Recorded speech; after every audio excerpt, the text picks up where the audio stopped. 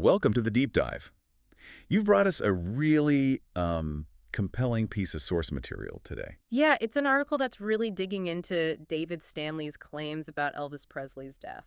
Pretty intense stuff. Absolutely. So our mission for this deep dive is pretty straightforward. We're going to use only the text you've shared with us, Right. and we'll unpack the heart of Stanley's assertion, look at the context the source provides, the history. And understand the reactions it's stirred up. It's all about what this specific source tells us. Exactly, getting to grips with this perspective. Okay, let's unpack this. And what's interesting right off the bat is how the source frames it. This controversial claim, it's coming from someone seen as an insider. Yeah, someone very close to Elvis for a long time.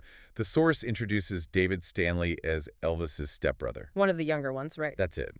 Grew up right there at Graceland, basically in Elvis's orbit.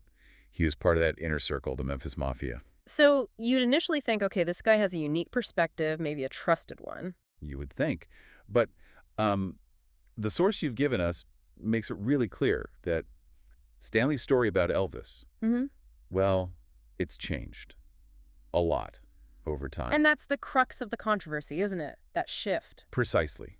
According to this source, David Stanley has now said, very directly apparently, quote, Elvis took himself out. He couldn't handle it anymore. Wow, that's blunt. Isn't it? The source says this popped up in interviews, maybe a documentary too. And the reasoning given ties back to Elvis's struggles. Drugs, emotional despair. The idea he felt trapped, saw no other way out. That's heavy. It is. And what's striking, reading this source, is the contrast it draws. This isn't just like speculating about his state of mind. No, it's presented as a definitive accusation. Suicide from someone once so close. And here's where it gets really, really interesting based on what's in the source material. This wasn't always his story. Oh, okay, so the source points that out. Clearly, it points to earlier books, interviews, places where his account was different, Where? where he apparently claimed Elvis's death was accidental. So the source itself is highlighting these contradictions. That's fascinating.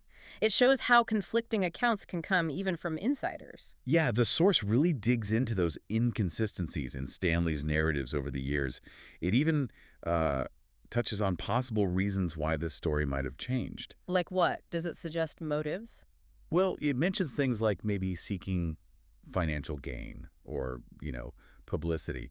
The classic stuff, I suppose. Right. But beyond the questions about credibility, which the source definitely raises, there's the human side, the impact. Oh, absolutely. The article emphasizes that. Think about Lisa Marie Presley. Her whole life, she fiercely defended her father. Yeah, against all the rumors and judgment, the source really makes you think how devastating this claim must have been for her. Coming from him, of all people, someone she grew up with, apparently called Uncle David. The implication the source makes is kind of harsh, suggesting Stanley's claim basically threw her under an emotional bus, portraying her father's death that way, especially when the source suggests Elvis would never have knowingly hurt her. And you can just imagine the fan reaction, people who felt and still feel so protective of Elvis. Oh, yeah. The source details that the outrage from the fan community, accusations that David was just exploiting Elvis's name.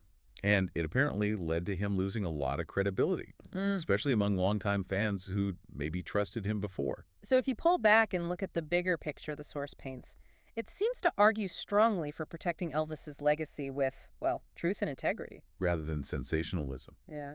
The article kind of hints at this difficult dynamic, doesn't it, where people close to fame might rewrite history. Maybe not always to honor the memory, but perhaps, yeah, to stay relevant or maybe profit from that connection. It's a tough thought. So let's try and summarize what this source tells us. You've got this dramatic, direct claim suicide from someone who was once inside the circle. But that claim is set against a backdrop, according to this source, of his own changing stories over time. And then you have the really strong emotional defense of Elvis's memory from his family, like Lisa Marie and his dedicated fans. So, David Stanley claims Elvis committed suicide. But this source strongly presents the counter perspective, that those who loved Elvis believe he fought hard for his family, his fans, his faith. And reducing his life, his struggles, to that kind of ending, the source portrays it as not just possibly inaccurate, but cruel, especially to those who feel protective. So it leaves you with this tension, doesn't it, between a really controversial insider claim and this fierce defense of a complex legacy. It makes you wonder, how do we decide which narratives ultimately shape how we remember public figures? What carries more weight?